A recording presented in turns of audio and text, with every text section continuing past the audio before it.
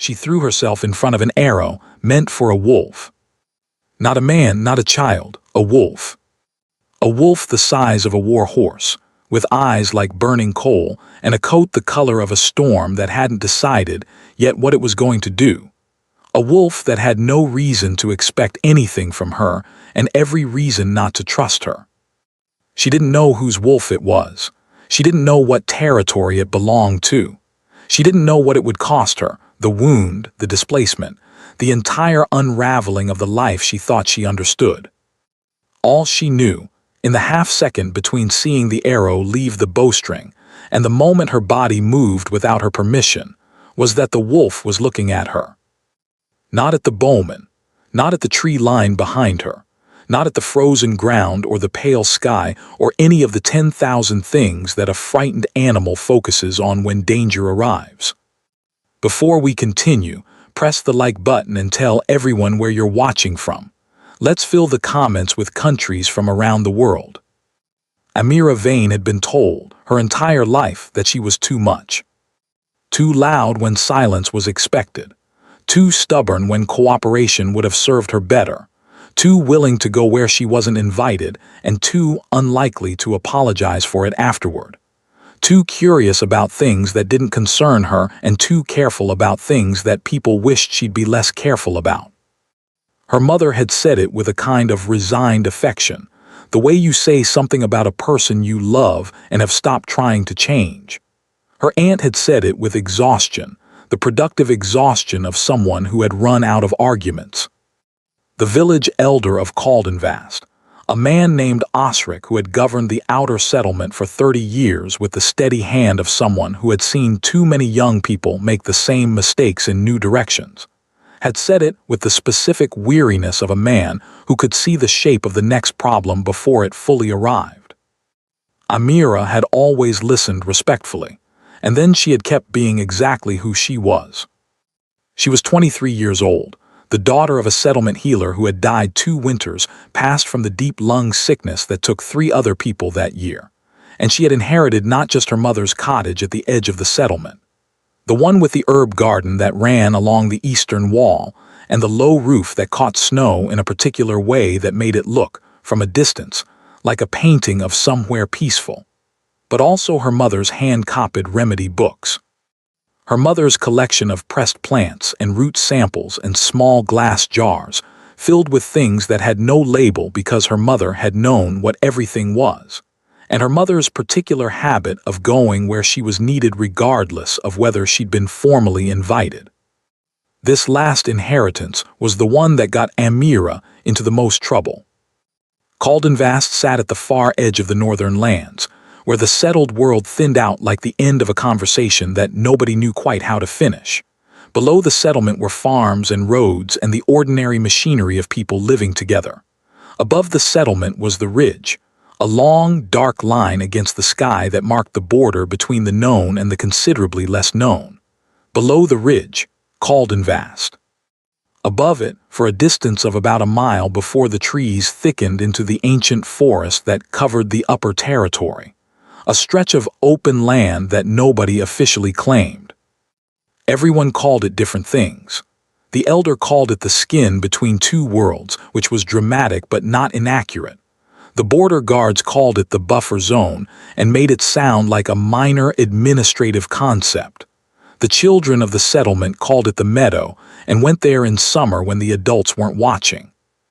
Amira called it the meadow too, because that was what it was, a long, sloping stretch of grass and exposed rock and early winter ice that caught the morning light in a way that made it look, on certain days, like something from a story. Not a dangerous story, a quiet one.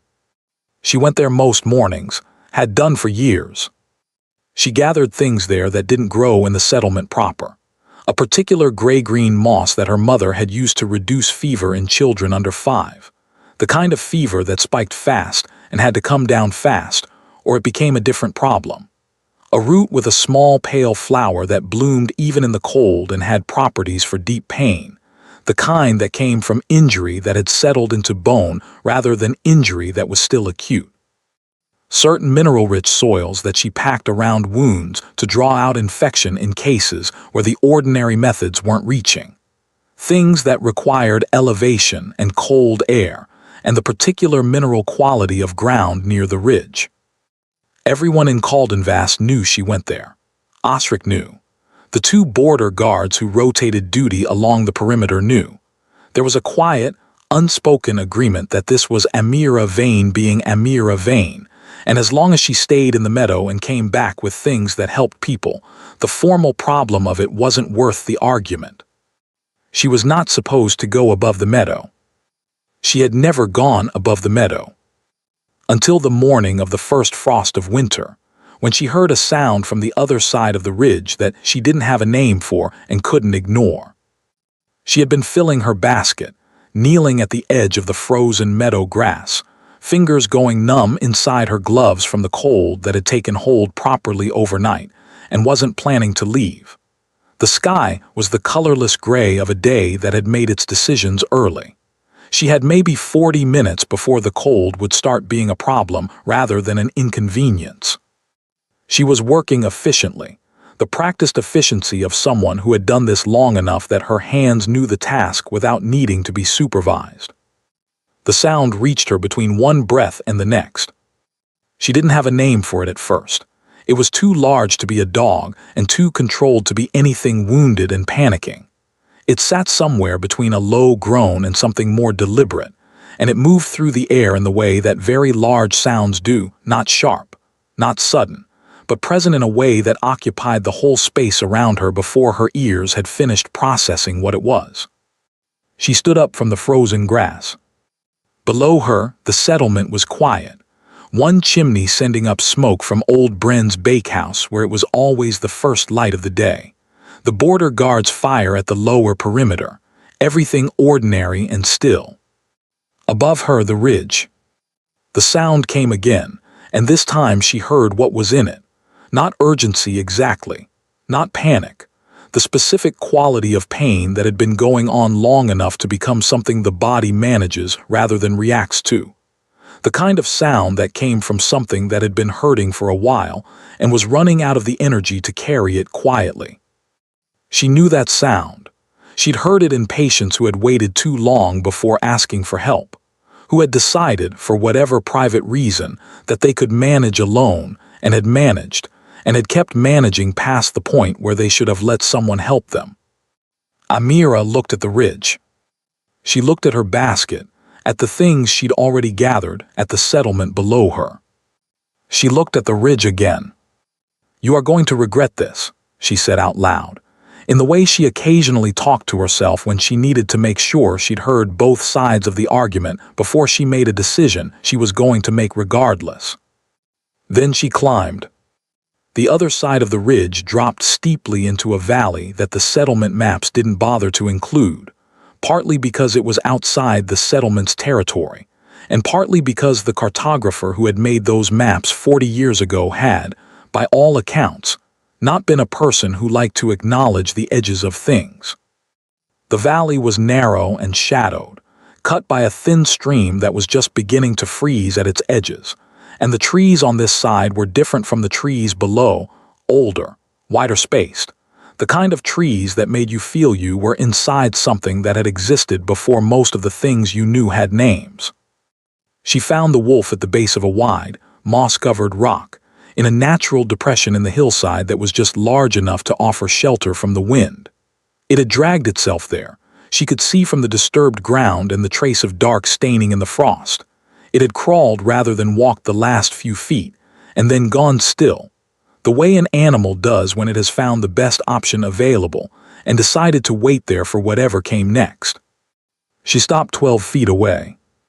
Her mind ran quickly through everything she knew about wolves, which was limited to what her mother had told her, and what she had read in the settlement's small collection of natural history books. And then it ran through everything she knew about werewolves, which was mostly stories and half-overheard conversations, and the single serious exchange she'd had with her mother at 9 years old when she had asked why the people above the ridge were different. "They're not different," Her mother had said, in the particular tone she used when she was correcting something before it became a misunderstanding. They're just more. The wolf was large in a way that the word large couldn't quite contain. Its shoulders, even hunched and low from injury, came level with her chest. Its coat was the deep charcoal gray of a storm sky, threaded with silver along the spine from the base of the neck to the tail tip, a silver that caught the thin light coming through the trees and held it differently than the surrounding dark gray. Everything about the size and the coloring said, "This animal is not from the ordinary world. This animal belongs somewhere that ordinary words describe badly." And its eyes, when it opened them and found her standing 12 feet away, were amber. The amber of old honey, of certain kinds of afternoon light on water, of the very center of a candle flame, warm and deep and completely, disconcertingly aware. She had expected something animal, empty, reflexive, legible only in the simple language of hunger or fear. What she got was something that looked back at her with the full, deliberate weight of a thinking creature, something that had heard her coming, had made its assessment before she finished making hers, and was now giving her the dignity of arriving at her own conclusions. Not threatening, not desperate, waiting, patient, with a quality of attention that made her feel for just a moment that she was the one being observed. "All right," she said. She kept her voice at the pitch she used for patients who were frightened, not loud, not soft, just steady and real. "I'm a healer. I know you understand what I'm saying. I'm not going to hurt you, and I'm going to need you to hold still so I can see what's wrong." The enormous ears moved. Not back. She knew enough to know that backward-pinned ears meant aggression, meant don't come closer. These rotated forward, the way a horse's ears move towards something it's paying attention to. Permission, she decided, or close enough to it. She went to her knees in the frost and opened her basket. The wound was on the left flank, running at an angle from just below the ribs toward the hip. A blade wound, she could tell from the edges, which were clean and linear in the way that claw marks or falls weren't. Something sharp and narrow, a short blade rather than a sword, placed with deliberate intent. It had bled a significant amount. The fur around it was dark and stiff with dried blood, and the flesh beneath, when she carefully parted the fur to look, was swollen and hot in the way of wounds that had been sitting too long without treatment. She pressed her lips together, not in despair, in the focused concentration of someone who understood the problem and was already sorting through the solution. "This is going to be unpleasant," she told him. "I need you to hold still." She looked up and met those amber eyes. The wolf looked back. She prepared the poultice with hands that were colder than she would have liked, ground moss and the yellowed root powder, and a small amount of the mineral soil pressed into a clean pad of cloth from the bottom of her basket. She pressed it to the wound, applying pressure with one hand, while she worked to secure the binding with the other. The wolf's body went rigid the moment the pressure hit. Every muscle all at once, a full-body flinch that it then, visibly, deliberately overcame. She watched it happen, the tightening, and then the controlled release, muscle by muscle, the way a person disciplines themselves through something necessary when running away isn't an option. It held still. She worked for nearly an hour in the cold, not speaking much, just occasionally narrating what she was doing in the low, steady voice, because even if you couldn't speak to someone in pain, giving them a voice to anchor to was medicine in its own way. When she finally sat back on her heels and looked at what she'd accomplished, the wound was as clean as she could make it with what she had, and the binding would hold for at least a day. She looked at the wolf. "You need to go home," she said. "Wherever that is, you need more than I can do out here in a hollow with a basket." The amber eyes looked at her. The wolf did not move. "I mean it," she said. She gathered her things, stood up slowly. "Go home." The wolf lowered its great head and put it down on its front paws. Amira stood in the frost on the wrong side of the ridge, with a wolf the size of something from a story apparently settling in for a rest, and understood that her mourning had taken a shape she hadn't planned for. She looked at the sky, The cold was worsening. She needed to get back before it became its own problem. She looked at the wolf. "Fine," she said, "but I want it noted that I told you to go." She sat back down in the frost. She was going to regret this later, she was fairly certain. But she was also certain that she was not going to leave until she knew the wound was stable and the animal was going to be all right. She stayed until the light changed, and when she left, the wolf watched her go with those amber eyes all the way to the ridge. She went back the next morning. She did not examine this decision too carefully. She told herself it was professional necessity. A healer who left a patient before the wound was stable wasn't much of a healer, and whatever this animal was, it was currently her patient, and she wasn't in the habit of abandoning her patients. She told herself this while she filled a second basket with fresh supplies and wrapped an extra piece of bread from her own breakfast in cloth and put it in her coat pocket. She told herself it had nothing to do with the amber eyes, or the quality of attention the wolf had given her, or the way it had disciplined itself not to flinch under her hands. She told herself these things the way she sometimes told herself things she half believed, because they were true enough to get her out the door. The wolf was in the hollow, standing this time. A weak stand, legs not fully trusting themselves but upright and the head up, which was a significant improvement from yesterday. When she came through the trees, it turned toward her immediately and made a sound low in its chest, not a warning sound, not a challenge. She thought about it afterward and decided it was the sound a person makes when they've been waiting for someone, and the someone has arrived. She checked the wound. The binding had held. The heat had reduced. The swelling was not worse, which at this stage was the best possible news. She repacked it with fresh materials. She talked while she worked, about the settlement, about the frost, about a patient she'd had last week whose bone sickness in the hip she'd finally gotten ahead of with a new remedy approach. Ordinary things. The wolf listened with those rotating ears and those impossible eyes and the specific quality of attention that made her feel, consistently and unreasonably, that she was being genuinely heard. When she was done, she held out the piece of bread. The wolf took it from her palm with a care that was almost formal, lips barely touching the skin of her hand, no pressure, no grab. As though it was aware, in extraordinary detail, of the difference in their sizes and was being deliberately, consciously careful. She thought about that on the way home, about a creature that size choosing to be gentle. On the third morning, it was on its feet properly.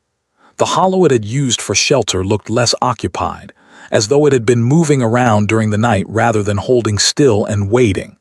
The wound, when she checked it, was clean and narrowing, healing, actually healing, faster than she would have expected.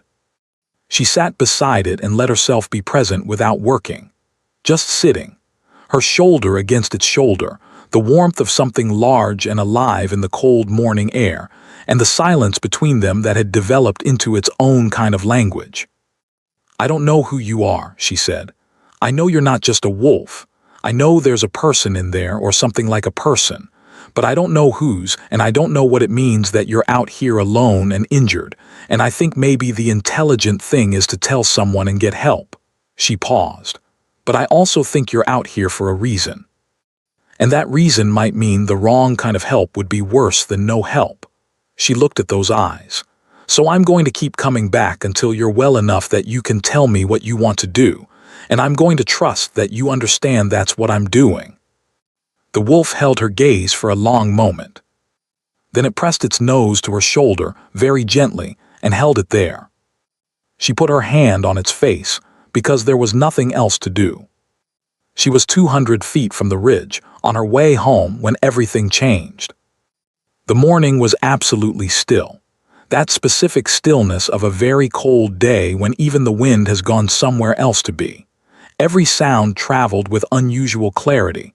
The crunch of her boots, the distant call of a winter bird in the upper trees, the near silence of a landscape that had settled into frost. That was how she heard it, the bowstring. It was a sound so small it shouldn't have carried that distance in ordinary air. But the morning was not ordinary air. And her ears, trained from a childhood of listening for things before they became crises, the sound of a fever breathing, the particular quality of a patient's exhale that said something had shifted in the night, caught it before her conscious mind had categorized it. She turned. A figure on the upper slope, half inside the tree line. Dark clothing deliberately chosen. A bow drawn to full tension, the arrow at the angle of release. The wolf at the hollow's edge 50 feet behind her, directly in line. Standing completely still, because it had heard the bowstring too, and it knew exactly what the sound meant, and it had made itself still in the way of something that understands the next half second is the one that matters. Amira moved. She did not decide to move. The decision happened underneath thought, the same way breathing happens, the same way her hand had reached for a rope she wasn't looking for when a horse was drowning. Her body already had the answer before her mind arrived at the question. She stepped into the line between the bow and the wolf. The arrow hit her left side just below the ribs. The impact came first, a punch of force that spun her half around and took her feet out from under her. Then the sound. Then the cold of the ground when she hit it. Then, arriving later than everything else, the pain, which was thorough and immediate and specific in the way of something that had gone deep.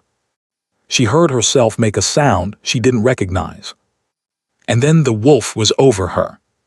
It crossed the distance between them in the time it took her to breathe in, and it placed itself above her, front paws on either side of her shoulders, body arched over her like a living wall, and the sound it sent toward the tree line was not a sound that left room for any interpretation at all. It was a sound that said, "Whatever you are, whatever you came here to do, you are done doing it now. Go." She heard the figure running.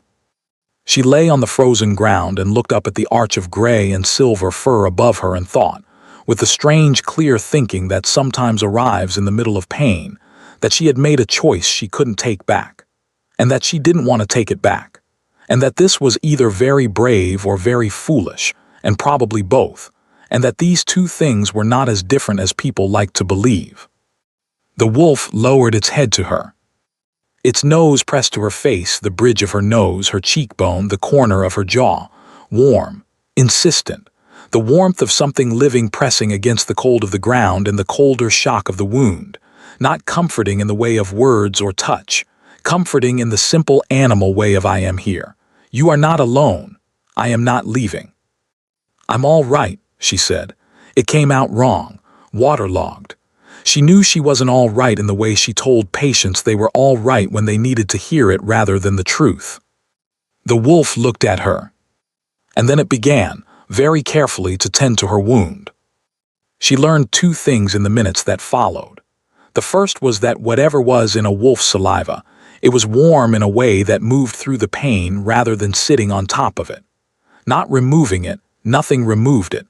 But the warmth and the attention transformed the pain from something sharp and isolating into something more bearable, more distant, as though the wolf's refusal to leave her alone was itself medicine. The second was that she was not going to be able to walk home. The wolf understood this before she finished arriving at the conclusion herself. It lay down beside her, not on top of her, not across her, beside her on her left side, close enough that its body warmth covered the wound like a blanket of living heat. She put her hand in the fur of its neck because there was nothing else to hold onto, and nothing else she wanted to hold. The last thing she remembered was the rhythm of its breathing, steady and controlled, and the pale winter sky above both of them, and the thought that of all the mornings she had climbed the ridge to gather herbs, this one had gone in a direction she hadn't planned. She woke in her own cottage. She did not know how she had gotten there. The wound on her side had been properly bandaged, cleaner than she could have done herself, with the correct herbs packed against the wound in the correct order. Someone with hands and knowledge had been here.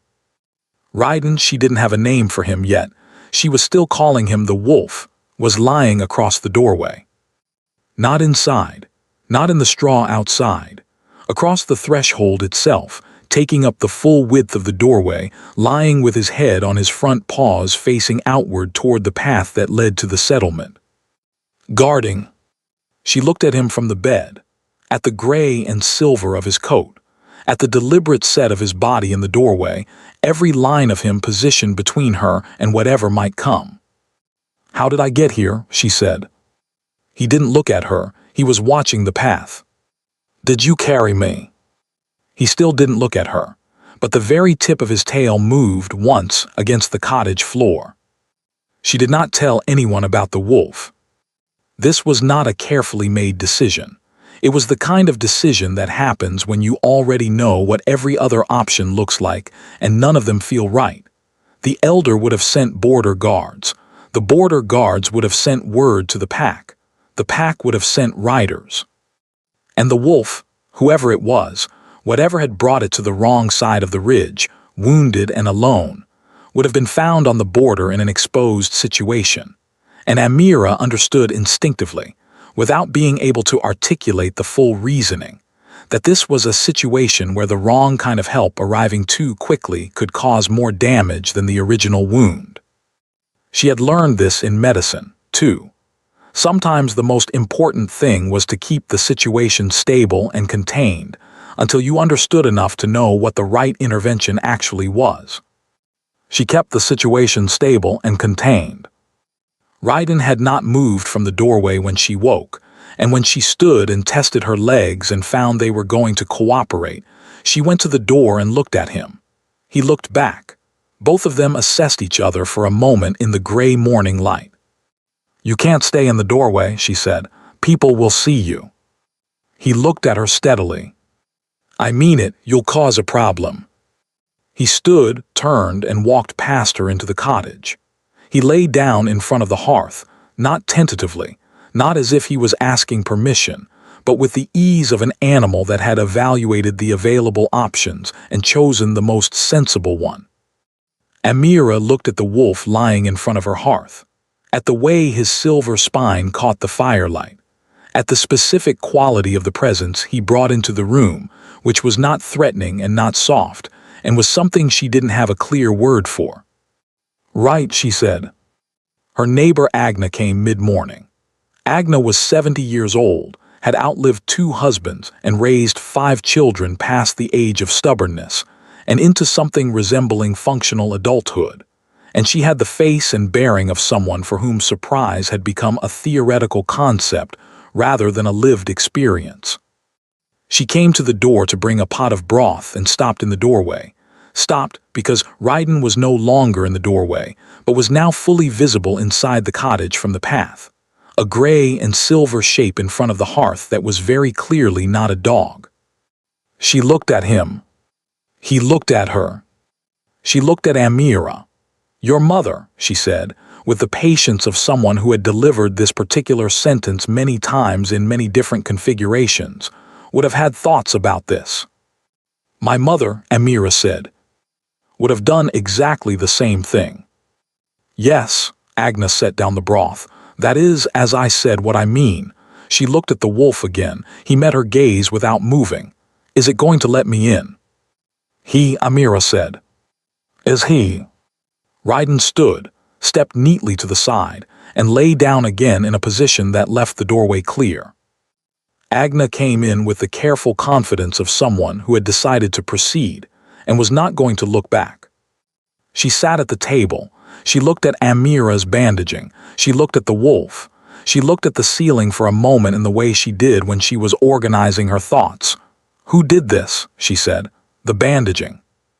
"I'm not certain," Amira said. "It wasn't you." "No. It's better than your work."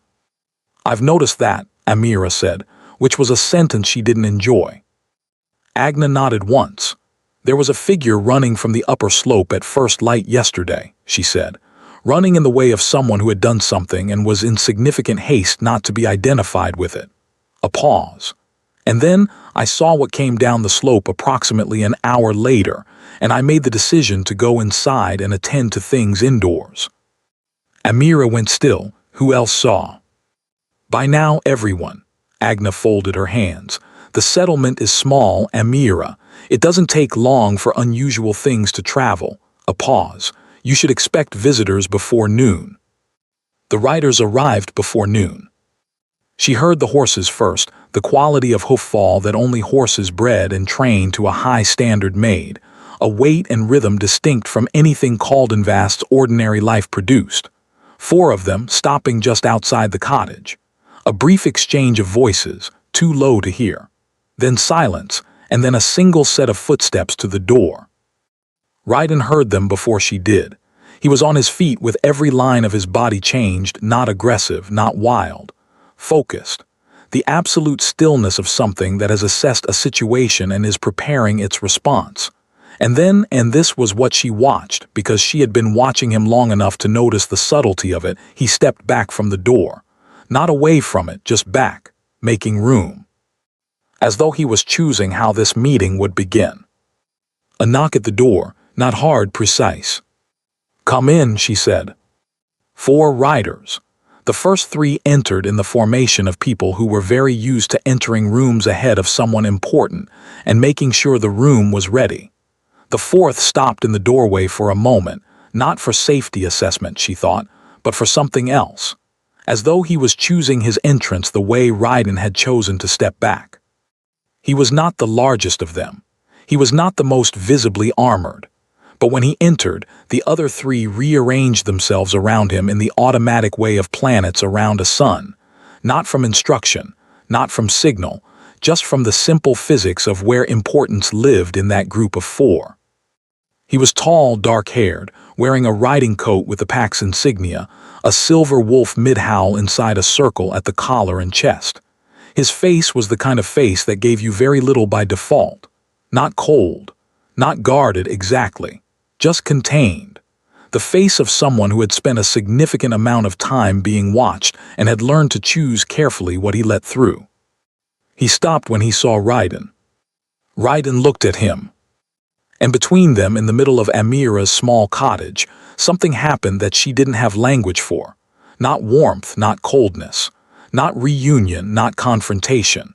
It was the specific thing that happens between 2 people who know each other very well and are currently in the middle of a disagreement that hasn't been formally resolved yet. Complicated, real, private. Then the man looked at Amira. She looked back.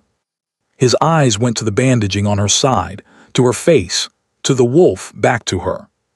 "You're the healer," he said. "A healer," she said. "There are others. I happen to be the one who was on the ridge." A pause. "Ryden found you on the ridge 3 mornings in succession." Amira glanced at the wolf. "Ryden," she said. The wolf looked at her with the expression of an animal that had been carrying this information patiently. "His name," the man said, "is Ryden. He is the Alpha King's bond wolf." He let that sit for a moment. "I am Ignazio Kane, Alpha King of the Dusk Pack and 7 tributary packs from the northern coast to the Ashfin border." Amira looked at the Alpha King of 7 packs, standing in her small cottage with his 3 riders arranged behind him and his wolf between them, looking at both of them with those amber eyes. "You should sit down," she said. "That coat is wet at the hem. You've been riding in the frost for a while." Something moved across his expression. Not amusement exactly, something quieter. "Thank you," he said. "I'll stand." "As you prefer," she said it without offense. "What do you want to know?" "Everything," he said, "from the beginning." She told him. She left nothing out.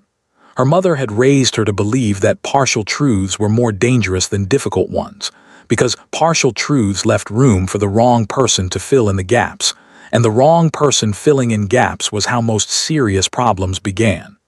She told him about the 3 mornings, about the wound and how she treated it, about staying through the cold.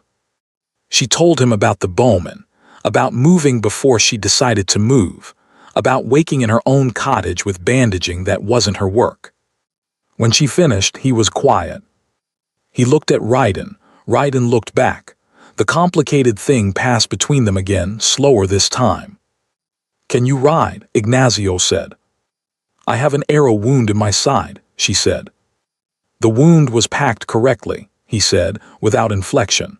"I'm asking if you can physically manage a slow ride." "Why?" "Because the person who sent that bowman will send someone else when the first one reports back," he said. and I won't leave you here when they do." Amira looked at him, at the riders behind him, at Ryden, who was watching her in the particular way he had, not pressing her, not asking, just present and attentive and available. "Am I a prisoner?" she said. Ignazio met her eyes. "You saved my wolf's life, twice. You are the opposite of a prisoner." A pause. "You're a debt."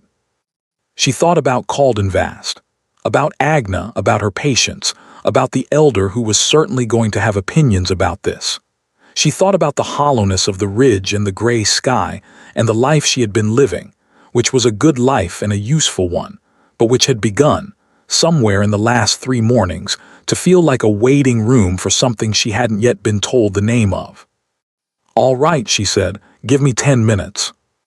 The territory of the Dusk Pack was not what 23 years of living on its border had built in her imagination.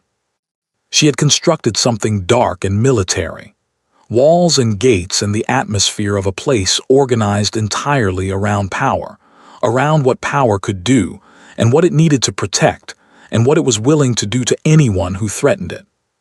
She had built this picture from stories and whispers, and the careful way the settlement's adults had always talked about the pack, which was the way people talked about things they respected and feared in roughly equal measure, and were not certain which feeling they were allowed to show. What she found, after 2 days riding east into the mountains, was a valley. A wide valley cradled between 2 long ridges, with the afternoon sun falling into it at an angle that meant it caught more warmth and more light than the surrounding landscape. A river ran through the center, not frozen, because the thermal springs from the lower rock fed the basin and kept the water moving even in deep winter, and along both banks the settlement had been built. Not a fortress, a place. Stone buildings with dark timber roofs, and smoking chimneys and windows, with the small warm amber light of fires inside.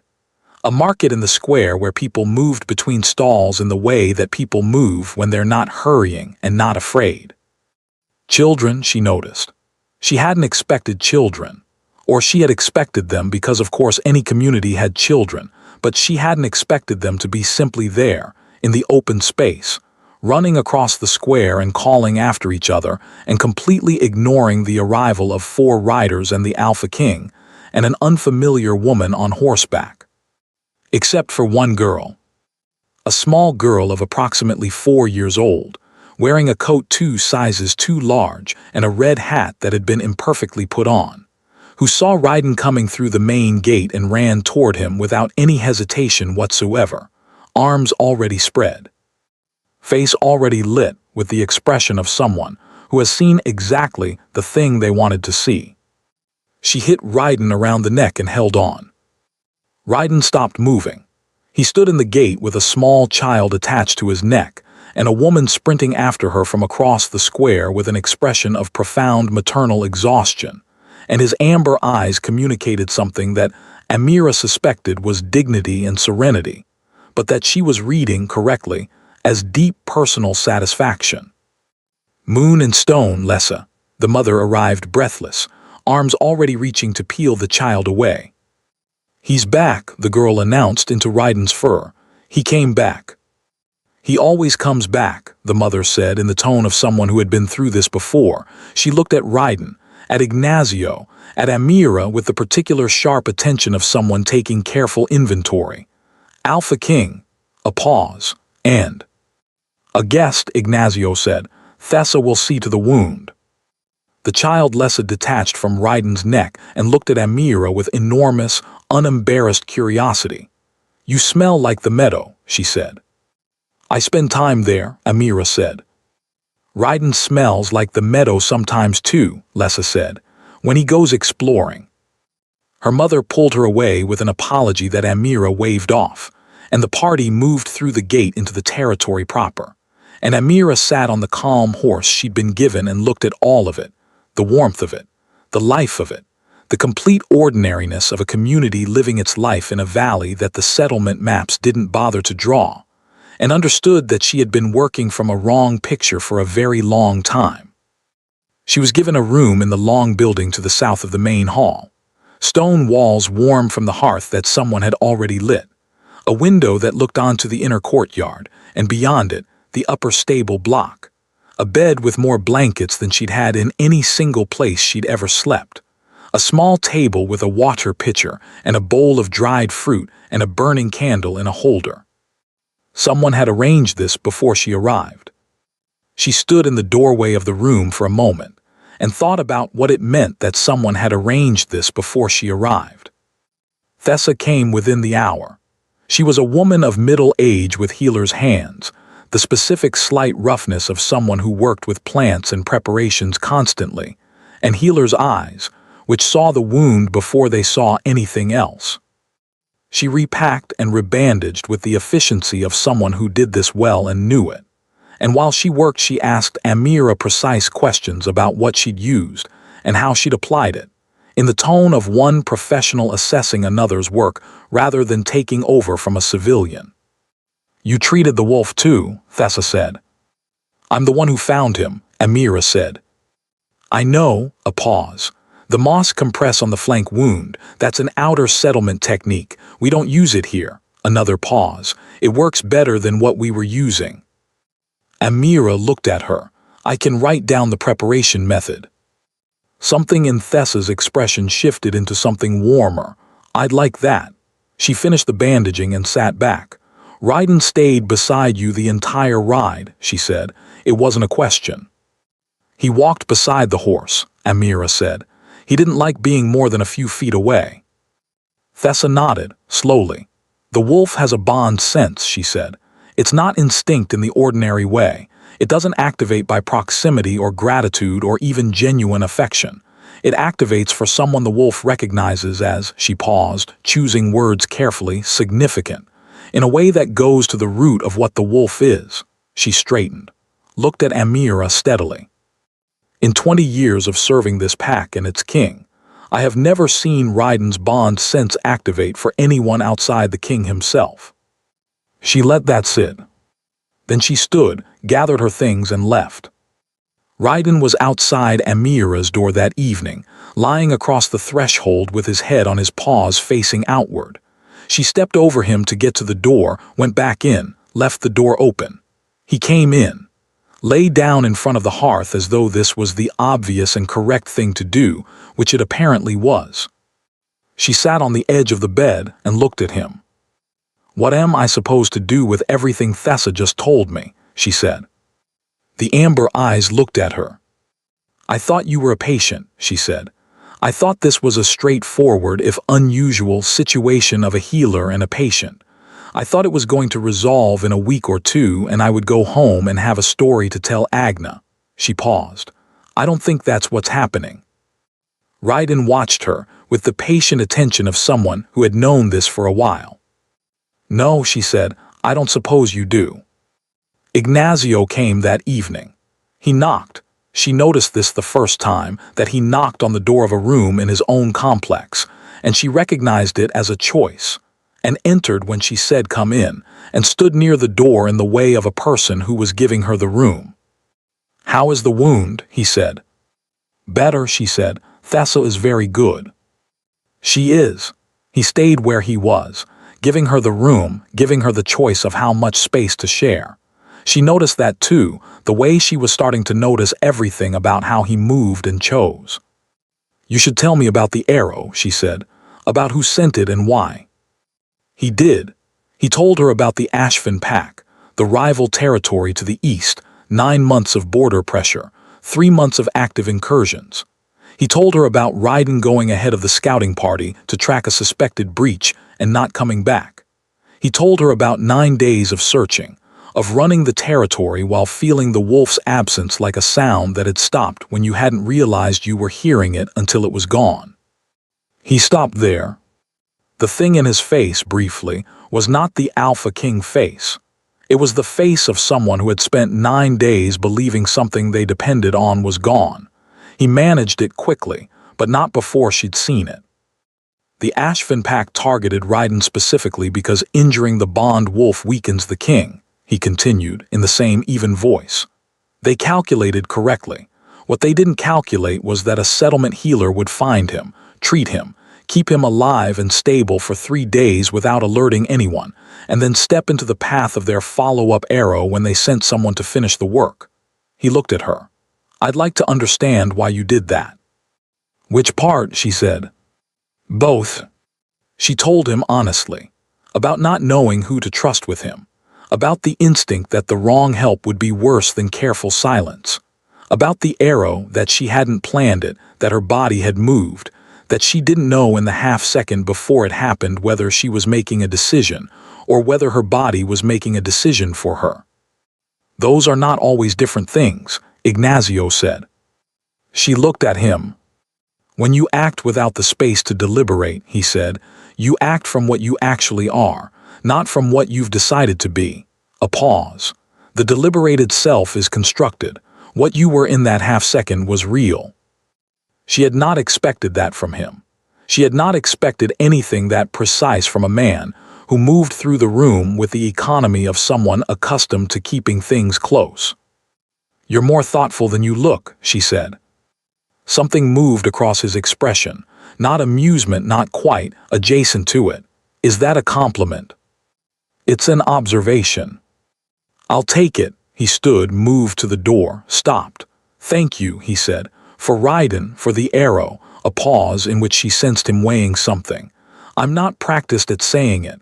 I wanted to be honest about that rather than make it sound easier than it is." He left. She sat with the fire and the wolf, and the words that had stayed behind him. Her name was Saravain, and within 10 minutes of meeting her, Amira understood that she was the most complex person in the territory. Not the most powerful, that was Ignacio, with 7 packs at his word.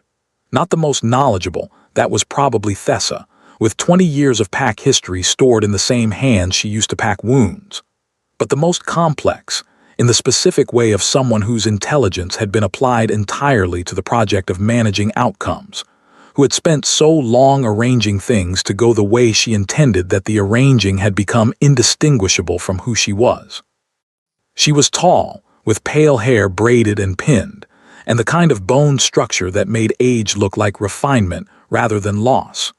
She wore the senior council insignia at her collar with the ease of something worn so long it had become part of the silhouette.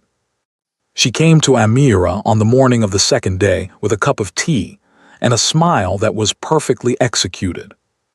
"The settlement healer," she said, "from Caldenvast, Amira Vane." "Yes." "Your mother was Aldva Vane. She was well regarded. We had 3 consultations with her across the border in the years before her illness." A pause. She was precise, knowledgeable. She had the particular quality of someone who was always interested in doing the right thing regardless of whether it was the convenient thing. She paused again. "You have it too." "Thank you," Amira said. "I didn't mean it as only a compliment." She sat in the chair across the table without being invited, with the ease of someone who had long stopped waiting for invitations in rooms she'd been inside longer than most of the furniture. "I mean it as information. People who are always interested in doing the right thing, regardless of convenience, are often the people that situations happen to." She set her cup down. "I want to make sure you understand the situation you're currently in."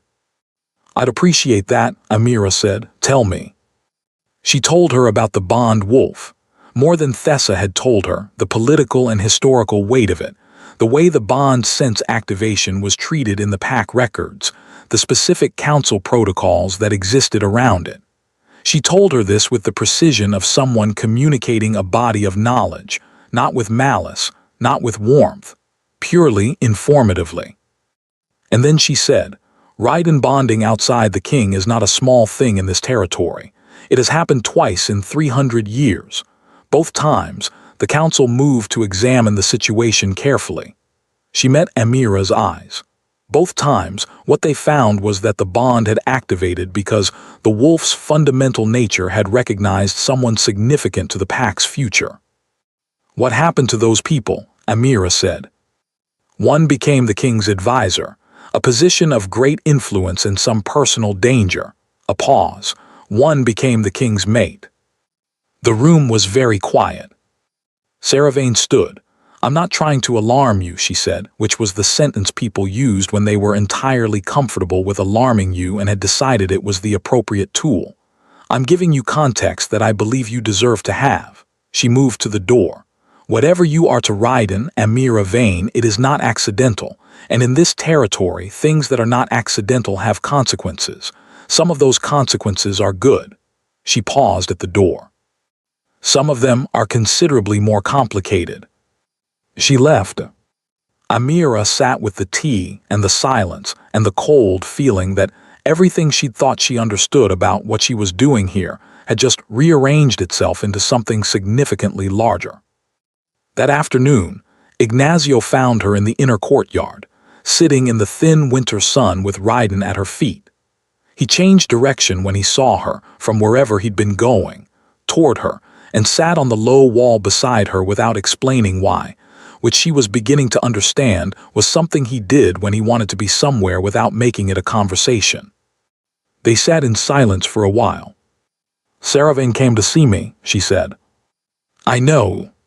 She told me about the Bond histories." He was quiet. "She was informative," Amira said. "I don't think she was trying to be cruel. I think she was being what she always is, which is strategic.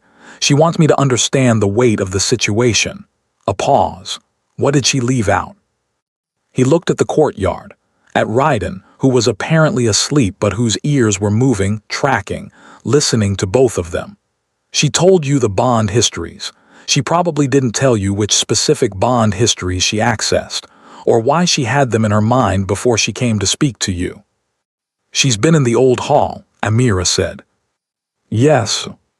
And she found something there." "Yes." He looked at his hands briefly, then out at the courtyard again. "My mother's Bond history," he said. "My father's wolf bonded to her. The council at that time moved to expel her. My father refused." He paused. "My mother was the person who made me the kind of king I try to be. She died when I was 12. Another pause. "Saravane was on that council. She voted to expel my mother, and she has never stopped believing she was right." Amira absorbed this. "She's going to use what she found to argue for expelling me." "She's going to try," he said. "Yes." "And you're going to refuse her again," Amira said, "the way your father refused." He looked at her. "Yes." She looked at him. "You shouldn't have to do this alone." "I'm the Alpha King." "That doesn't mean alone," she said. "Alone is a habit, not a requirement." She held his gaze. "Let me stand in that council hall beside you, not behind you, not as someone to protect, beside you." He looked at her for a long time. "All right," he said. "The attack came on the 5th night, from the eastern border." Amira woke to the territory alarm, a bell from the high watchtower, 3 rings and a pause and 3 rings again, a pattern she hadn't known the meaning of until she heard it and her body understood it from context before her mind processed the specifics. Every step in the corridor outside her door changed quality and direction. She was on her feet before she was fully awake. Old healer's reflex, older than thought. She opened her door. A young rider nearly ran into her. "Border breach," he said, already moving past. "Eastern perimeter, stay inside." She did not stay inside. She found the main hall in the configuration of a command center. Ignazio at the center with the senior riders, map on the table, orders already being given. Ryden beside him, not behind him. Beside him. The two of them moving through the hall in a synchrony so automatic it looked effortless, each knowing where the other was without looking, adjusting without signal. That was the bond made visible, not dramatic, not performed, just the ordinary, unremarkable ease of two things that had always moved together. The breach was resolved by dawn.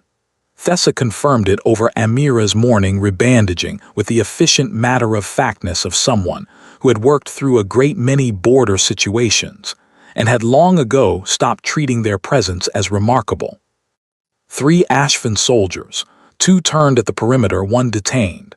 Our casualties, 2 riders with minor injuries and Ryden. She paused there in a way that had weight. He took an axe strike to the right shoulder in the final engagement. The king had ordered him to hold the left flank and he had held it, and when the breach leader went for the detainee, Ryden moved.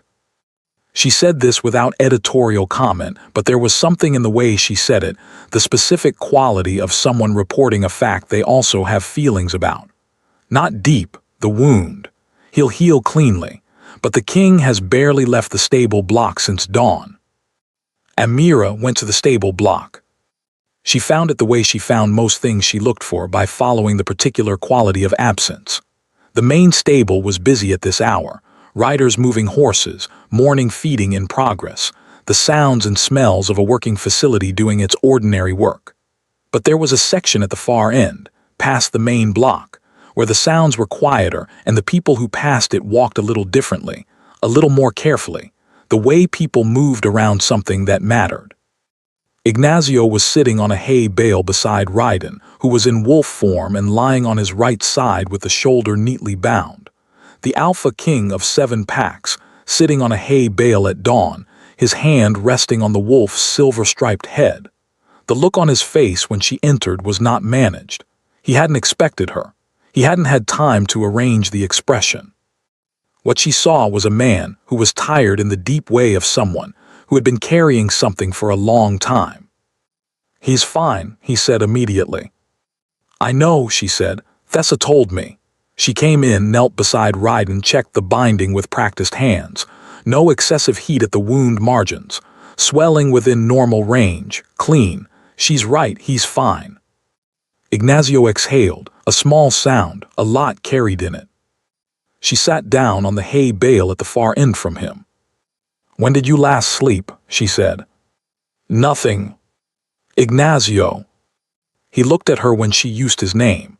She had used it before, but not in the mornings, not when his guard was down.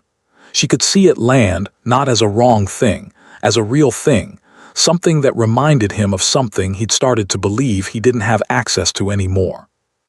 "When he's on his feet," he said. "That's a bad medical decision," she said. "You run a territory. Your judgment affects a great many people directly.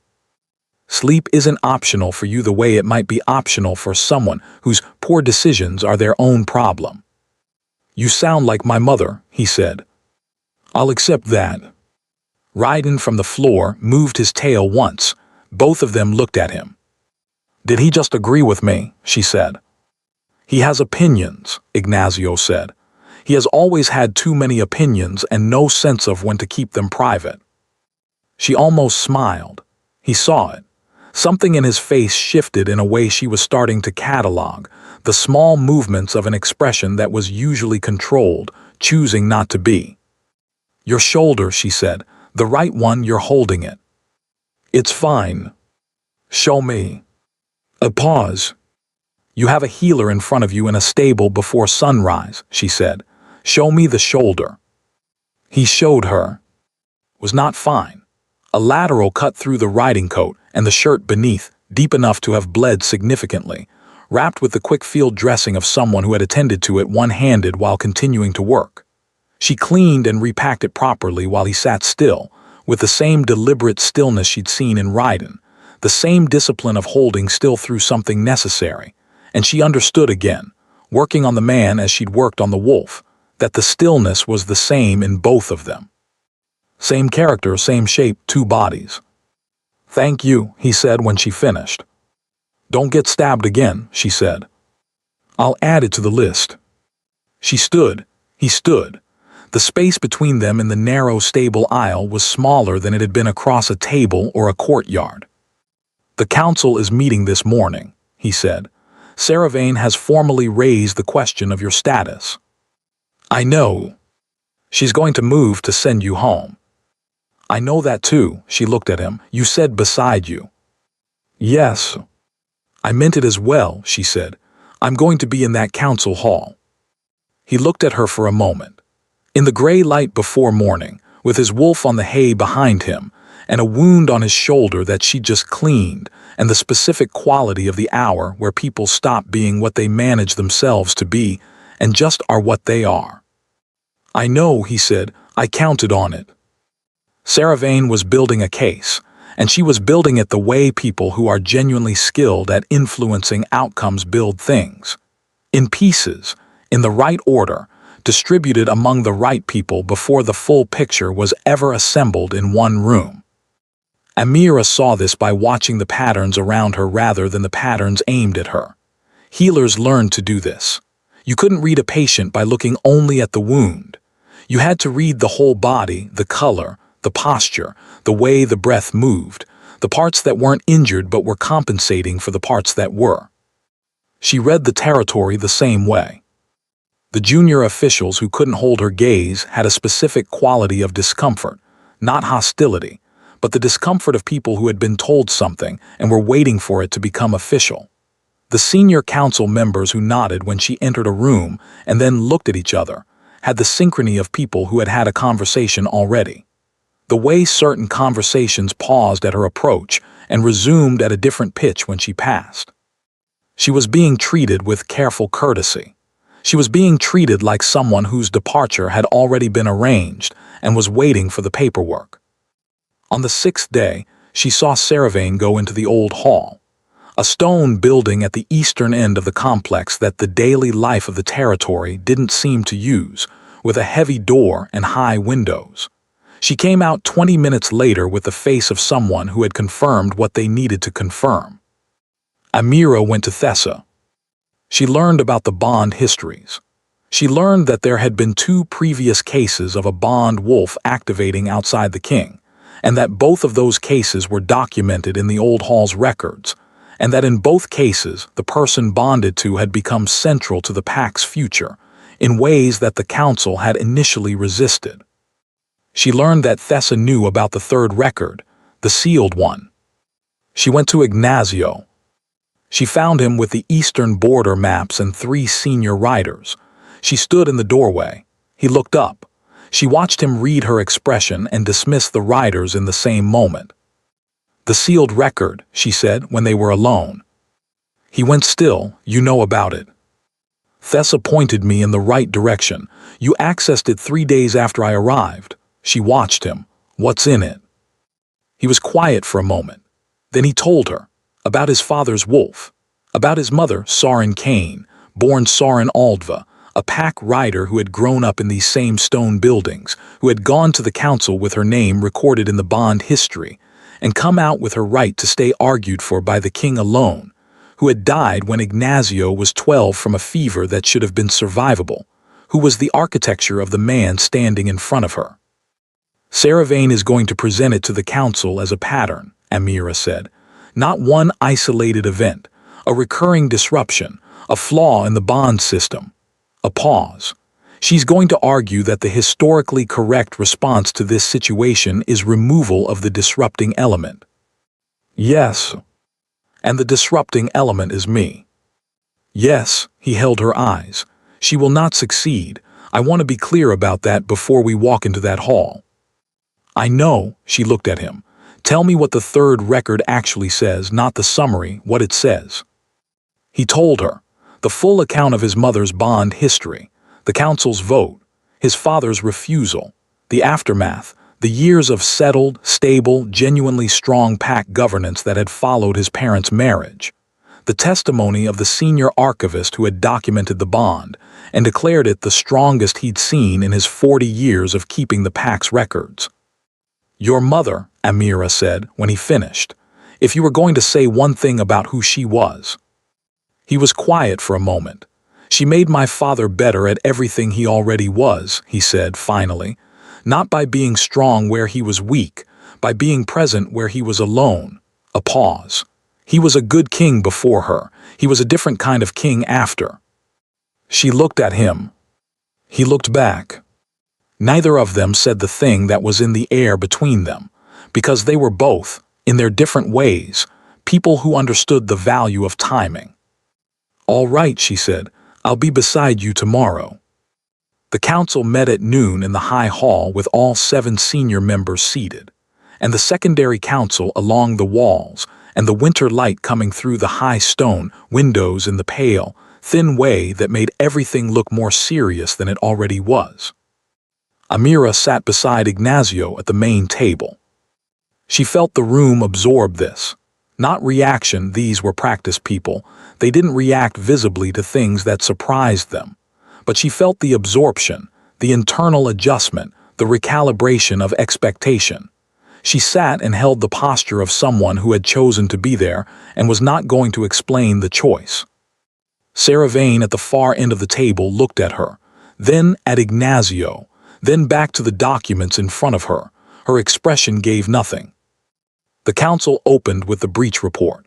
Ignacio ran through it in the clean, efficient way of someone who had already processed the information and was presenting conclusions, not working through them. 3 Ashfin Pack soldiers had crossed the eastern perimeter with apparent intent to create an incident they could document as Pack aggression. 2 had been turned back. 1 had been detained. The detained soldier, under the Pack's standard interrogation protocols, had provided useful intelligence about Ashfin's wider strategy. Then the question of the border situation and the arrow. Then, as everyone in the room had known it was coming, Sarah Vane spoke. She was very good at this. Amira had suspected she would be, and watching her work confirmed it. She didn't lead with the bond histories. She led with security, the straightforward, reasonable-sounding argument that an unregistered settlement resident in the territory during an active border conflict was a vulnerability, regardless of the specific circumstances that had brought her here. She let 3 council members agree with variations of this argument before she moved. Then the documents from the old hall. 3 pages placed in sequence, deliberately. The 2 previous bond activation records. The pattern of disruption she'd built her argument on, all of it presented in the careful tone of someone sharing necessary information rather than advancing a position. Then she paused. "There is a 3rd record," Ignacio said into the pause. Sarah Vane looked at him. "A sealed record opened without council authorization within the last week," he said, "which means you've read it. I'd like you to tell the council what it contains." A silence. "The 3rd record pertains to your father's reign," Sarah Vane said. "The council is aware of the events of that time." "Tell them what the archived assessment says," Ignacio said. "Not the part about the initial disruption, the part that was written 8 years after the event when the archivist at that time made his formal assessment of the long-term outcome." A pause. "Tell the council what he said about my mother and about my father's governance in the decade that followed." The silence in the room was a specific kind, the silence of people who can see where something is going. Sarah Vane said nothing. Ignacio set a single page on the table. The sealed record opened. He passed it down. It went from hand to hand in silence. Amira watched the senior council members read it, watched the expressions shift, the very small calibrations of people absorbing something that complicated what they'd been prepared to agree with. Voren, the broad gray-haired senior member who had spoken at length on security protocols, set the page down and looked at it for a moment. Then he looked at Ignacio. "The archivist's assessment," he said, "is very clear on outcome." "Yes," Ignacio said, "it is." He describes the bond as the most significant positive development in the Pack's leadership in 2 generations. "Yes," Ignacio looked down the table. "Sarah Vane, you read this." "I read it," she said. "And you chose to present the first portion of the pattern to the council without the concluding assessment." He held her gaze. "I'd like you to explain that choice." The room was very still. Sarah Vane looked at him for a long moment. Then she looked at Amira.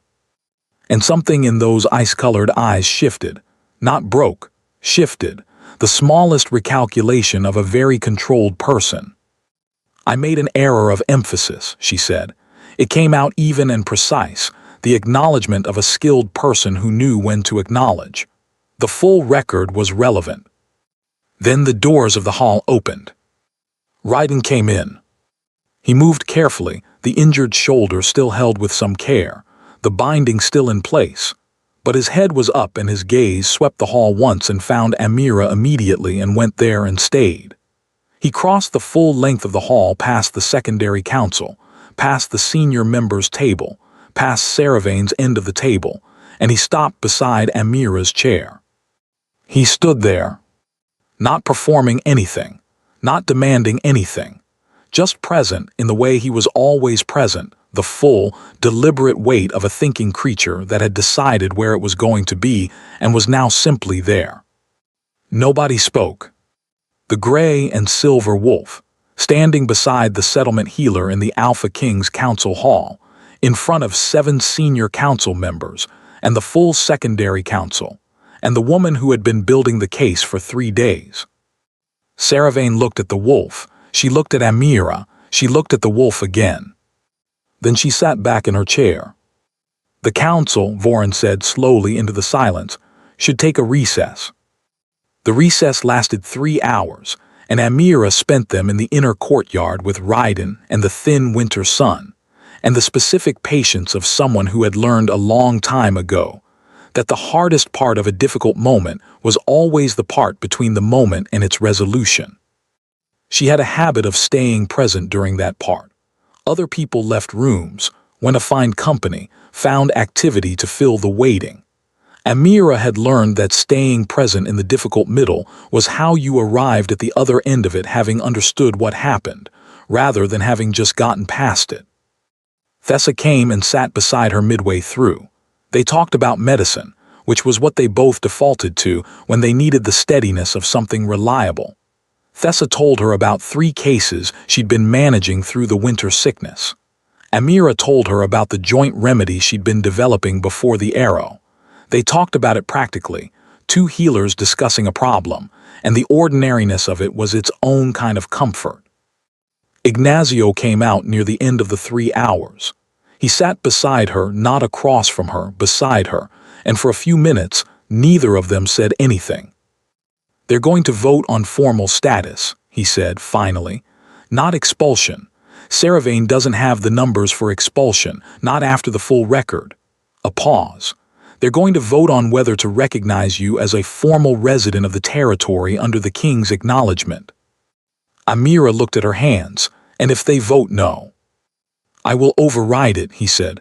"I want to be clear about that." "You shouldn't have to override your own counsel for me," she said. "I know, Abit, I will anyway." She looked at him. The afternoon light was doing something to his face that the morning light didn't do. It was warmer. It had more gold in it, and it made the containment he usually wore look more like a habit than a necessity, something he'd learned to carry because it had been required, not because it was what he was.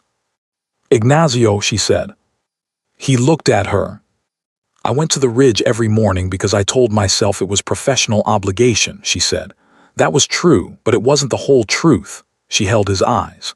"I went back because he looked at me like I was the only real thing he could see, and I had never, not once in my life, had anyone look at me like that." She paused. "And when I met you and you looked at me the same way, I didn't know what to do with it.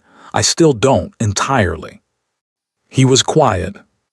"I'm not practiced at this," she said. "I'm not practiced at people looking at me and meaning something by it that I'm allowed to mean something back about." She stopped. That sentence made more sense in my head. "It made sense," he said. "Good," a breath. "I needed to say it before we went back in there. I didn't want to have said nothing and then have the moment pass." He looked at her. The king-shaped thing in his expression, the management, the careful containment, fell back from his face like a shutter opening. "When my father's wolf bonded to my mother," he said, "he told me once that the first thing he felt was not joy, not even love, not right away."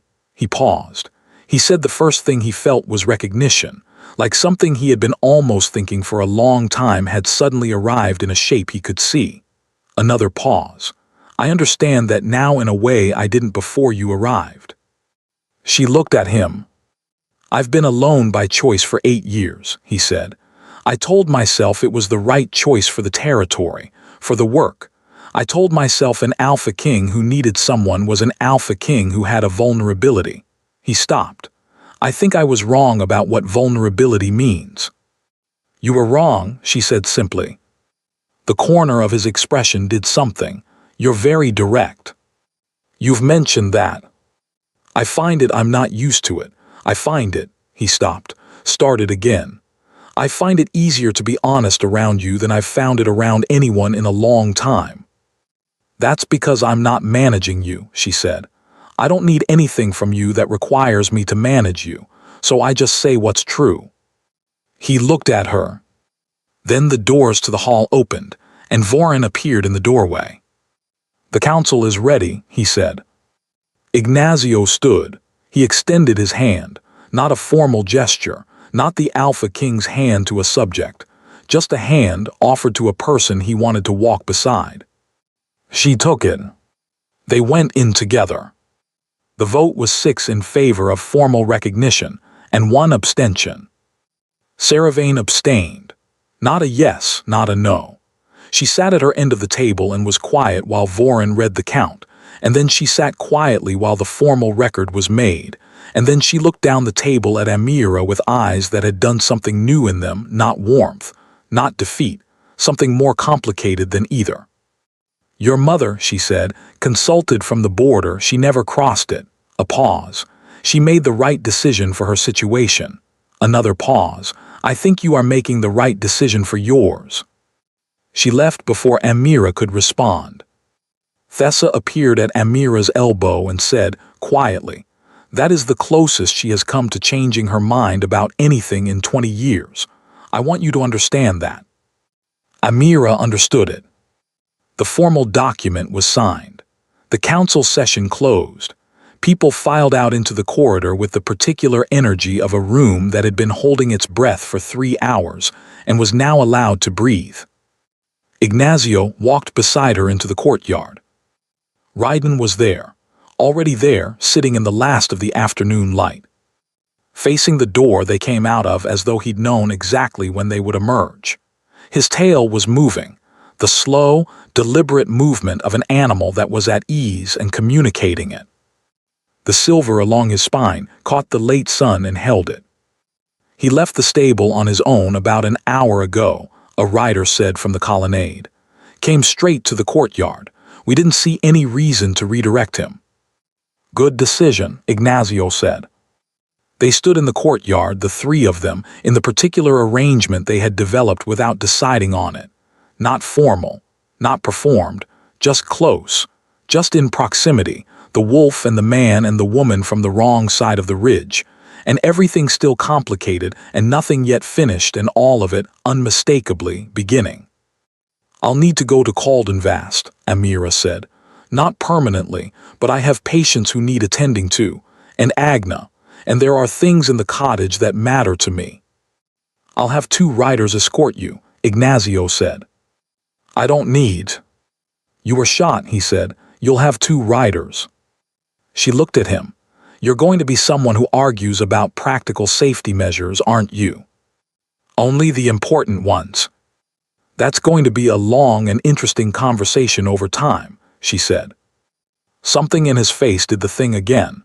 The thing where the king-shaped layer fell back, and something more genuine was underneath it, brief and real. Yes, he said, I think it is. Raiden stood and walked across the courtyard to them. He put his nose to Amira's hand, that warm, deliberate press, and she curved her fingers into the fur of his cheek. Then he turned and went to Ignazio and pressed his forehead to the king's chest. Ignazio put both hands on the wolf's neck, closed his eyes, just for a moment, just long enough for the thing he'd been carrying for 9 days, the fear, the absence, the managed and continued functioning without the part of himself that walked on 4 legs to pass through him and release. When he opened his eyes, Amira was watching him. She didn't look away. There was no reason to. He forgives me, Ignazio said, for the 9 days. He was never angry, she said. He was just somewhere else. That's the same thing, he said, from where I was standing.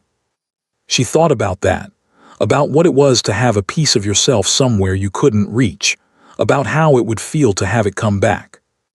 I know, she said quietly. I think I understand that better than I would have a week ago. He looked at her. They were standing close, in the way they'd been standing in the stable aisle that morning, in the way that happened when neither of them stepped back and neither of them needed to. The winter light was going orange and low over the ridge, the particular light that made the stone walls of the territory look like something from a story told by someone who loved where they lived. "I need to ask you something," he said. "Ask." "Not yet." He looked down. Ryden was between them, looking up at both of them with those amber eyes, tail moving. "I'm going to ask you something," he said. "When the timing is right. I'm practicing not doing everything at a distance." He paused. "That requires choosing the right moment instead of the managed one." "All right," she said. "I'll be here." He looked at her. "I mean that," she said. "I'll be here." Spring came to the Dusk Pax territory in the way that spring came to the northern lands. Not all at once, not announcing itself, but in a series of small decisions that accumulated until one morning, the world was simply warmer than it had been the morning before, and the mud was remembering it was ground, and the trees on the high ridge were doing something green and tentative at their edges. Amira opened the window of her room on the morning of the first proper spring day and smelled something alive under the pine and thought, "There it is." She had been back to Caldenvast twice. The first time, Agna had opened the cottage door, looked at the two riders behind her, looked at the formal pack insignia on their riding coats, looked at Amira and said, "Your mother would have done exactly the same thing, and I told her so every time as well." She had said it with the fond exasperation of someone who had spent a lifetime being right about people and finding it more exhausting than satisfying. They had sat at the kitchen table with tea and Agna had listened to everything without interrupting, which was unusual for her, and when Amira had finished, Agna had looked at her for a long moment and said, "You went to that ridge every morning for 3 mornings because you couldn't not go. That's the same reason your mother crossed the border 3 times to consult with the pack healer when the settlement's resources ran short. The same instinct. The same refusal to let a border stop you when something needed doing." A pause. "She would be very pleased." Amira had carried those words home with her like something in a pocket. She had taken them out and looked at them on difficult days and put them back carefully. "The settlement needs a healer," he said. "I know," she said. "I'll send someone from the territory. Thessa has trained 3 apprentices in the last decade, and one of them has been looking for a placement." He looked at her for a long moment over his tea. "You've thought about this?" "I've thought about everything," she said. "I always do." He nodded slowly. "Your mother would be very pleased," he said, "with all of it."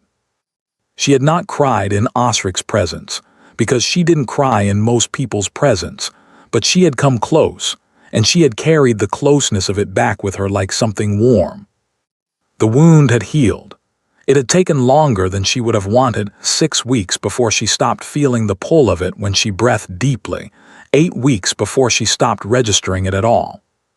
She had been a compliant patient, which was against her nature, and she had been a compliant patient because Thessa was very good at making the case for compliance, and because Ignazio had looked at her once, when she had tried to carry something heavy on the 3rd day, with an expression that communicated without a word that this was the one argument he was going to win. She had put down the heavy thing. She had spent the healing weeks in the territory, and the territory had done what living places did with people who stayed long enough. It had adjusted itself around her presence. Her herbs on the windowsill of her room, the specific shelf in the healer's hall that had become, by unspoken agreement, hers. The route she took every morning through the inner courtyard. The children who had started appearing at her door when they had small injuries, their parents thought too minor to bring to Thessa cuts and scrapes and winter sniffles. And once, a spectacularly swollen bee sting on a small boy's hand who had found, in early spring, that bees were awake again before he'd fully processed this fact. She had become, quietly and without announcement, part of the fabric of the place. She was at the table in the courtyard that first spring morning, writing a letter to Agna about the joint remedy that had finally resolved the Caldenvast elder's hip issue and might be useful for 2 others she'd been tracking, when she heard Ryden behind her. She always knew his approach now without looking, the particular weight of him, the specific sound of his breath in the morning, The slight difference in his gait on days when the shoulder was bothering him still, 2 months on, occasionally stiff in cold mornings, though Thessa said it was healing exactly as it should. She kept an eye on it. 2 seconds behind him, a man. She knew that approach too. She kept writing. Ignazio sat across from her. Ryden lay beside her, his silver-striped flank warm against her leg. "Good morning," she said without looking up. "Good morning," he said. She finished the paragraph, set down the pen, looked at him across the table in the spring light, which was a new kind of light in this courtyard, warmer, more gold. It made everything look more like itself than it had all winter. He had something in his hand, a page of paper folded. He set it on the table between them. She looked at it. "I told you I would ask you something," he said, "when the timing was right." She looked at the folded paper. "I wrote it first," he said, "because I'm better at written things than spoken things. I have more control over what I'm trying to say." A pause. "Then I decided that control was not what this moment was for." She looked up at him. "You told me in the council courtyard that you would be here," he said. "You said you meant it. I believed you." He held her gaze. "I want to know if you mean it for longer than a season. If you mean it for, I don't know how to say it briefly." He stopped. "If you mean it the way Ryden means it when he stands beside you, in the old way, the permanent way." The courtyard was very quiet around them. A bird in the upper pine trees. The distant sound of the morning market opening in the square. The river, just audible from the east, moving fast over the spring thaw rocks. Amira looked at the man across the table. At the face she had been learning for 3 months. The managed version and the real version and the way they moved between each other. The king layer and the person underneath it. The one that showed up in stables before dawn and knocked on doors and asked kitchen staff how she took her tea and wrote letters 7 times trying to find the honest version of what he meant. She looked at Ryden beside her. His eyes were half closed in the spring warmth, his tail moving in the slow, certain way of an animal that has done exactly what it intended and is content with the outcome. "You told me," she said, "when you first found Ryden in my cottage that I was a debt." "Yes." "You've repaid it, several times over at this point." "This isn't about the debt," he said. "This isn't," he stopped. "This is separate from that entirely." "I know," she said. "I was just establishing the terms." He looked at her. "Yes," she said. "I mean it the way Ryden means it." The morning light moved through the courtyard and caught the silver in Ryden's fur and the worn stone of the walls and the face of the man across the table, briefly, cleanly, making everything look like itself. "I'm still too much," she said. "I want that on record. I go where I shouldn't and I say things directly and I'll argue with you when you're wrong, which will be sometimes." "I know," he said. "And I'll keep going to the ridge for herbs. I like the meadow." "I know that too." "Then yes," she said, permanently in the old way. Ryden's tail moved once decisively, against the warm stone. Ignazio looked at the wolf. "Don't look pleased with yourself," he said. The wolf looked entirely pleased with himself. "He was right, though," Amira said. "He's always right," Ignazio said. "That's the most inconvenient thing about him." She looked at him across the table. He looked back. And then they were both smiling in the new spring light, in the courtyard of a territory that had decided wolf first, as always where it was going. Thanks for watching all the way to the end.